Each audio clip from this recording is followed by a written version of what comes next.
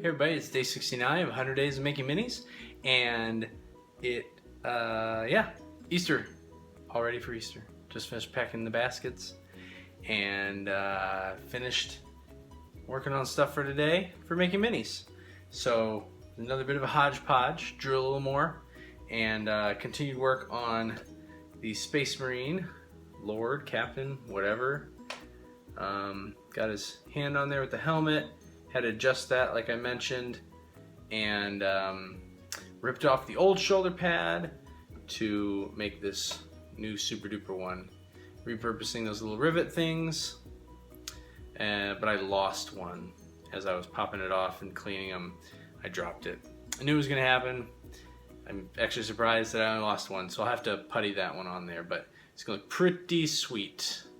I'll have 2 mega shoulder pads on there. Other than that, I also assembled and primed the Billman for Relic Blade. This is I'm going to try to do a very conservative warband for the campaign I'm going to play with this. I'm just going to do a questing knight and his faithful Billman squire. It probably won't go very well, but I just love the idea of just having these two little guys, like one of the best martial heroes with one of the worst.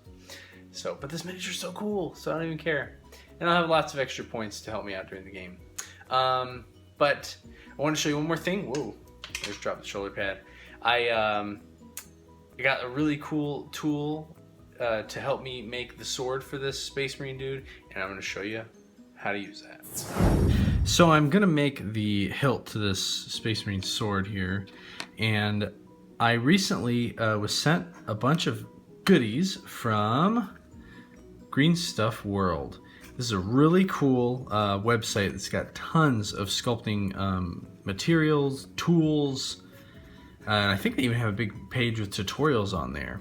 So definitely go check these guys out to pick up some really interesting things. And I'm going to show you one of them today that I'm going to use. Basically what these are roll makers, and this is a very standard one. You can see here that there's a bunch of different textures, and I believe all of these can be made with just these. There's 3 sizes of these. There's small, medium, and large. And each one comes with, these packs comes with these little bracers here, which you use to set on the bottom layer, and then you have the exact same shape in the other way. And I guess this is how you make the different shapes. I want this, I'm basically gonna make kind of a ribbed tube handle. And so I want the grooves to go the same way, but if you twisted it, it would make a different pattern. So anyways, this is much like what I showed in my sword sculpting tutorial. This base basically sets a depth. And I'm actually looking at it right now, and it's probably going to be too thick. So I might have to go over it manually and try. But what's nice about it, if you use these braces, is it keeps it perfectly aligned so that the grooves won't get overlapped with each other. Anyways, let's see. So first thing we gotta do though, gotta put some Vaseline on the putty so it doesn't get stuck. And I'm just putting it right on the piece itself. You could put it on there, but not sure how well it would get down in the grooves. Okay, take this off, and I'm gonna try it with the guards on real quick, but I'm positive it's not gonna work out, so just because I know how thin that is. So I'm rolling it. Well, actually it did kind of work, but I got a little stuck, so let me try that again. I'll smooth it out. Oh, that actually worked really good. All right, so in hindsight, I am going to actually, we're gonna put the lubricant right on the piece itself, because you want this to be nice and smooth and slippery. You don't want the you don't want the putty getting stuck to it at all. You need it to just roll. Okay, so I'll start it up here. Oops. And I want to try and make it as even as possible, because I want it to be I want the grooves to be perpendicular to the handle and not be at an angle or anything. Okay, so I'll put this on here like this.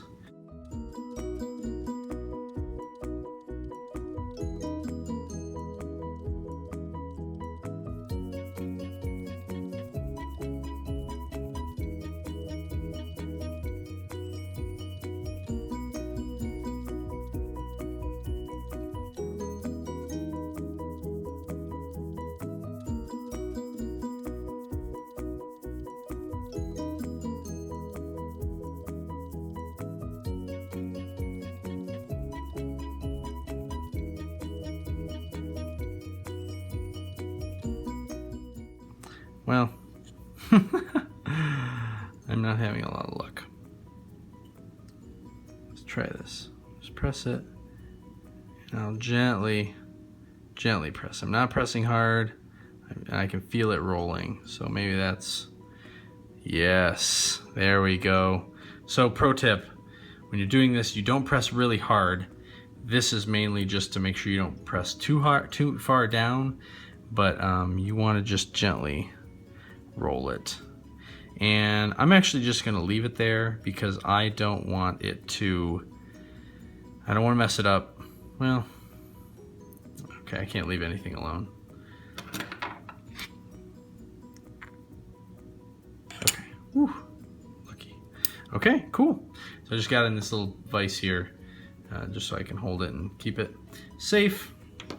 So last word on this I just want to say is make sure you get the putty as even as possible, because like I said, you have to press it gently, and if you have it uneven, then you're going to have some areas that are slightly less detailed. But for what this is, it's not a big deal, and actually it still looks really nice. So all right, that's it for today. See you tomorrow.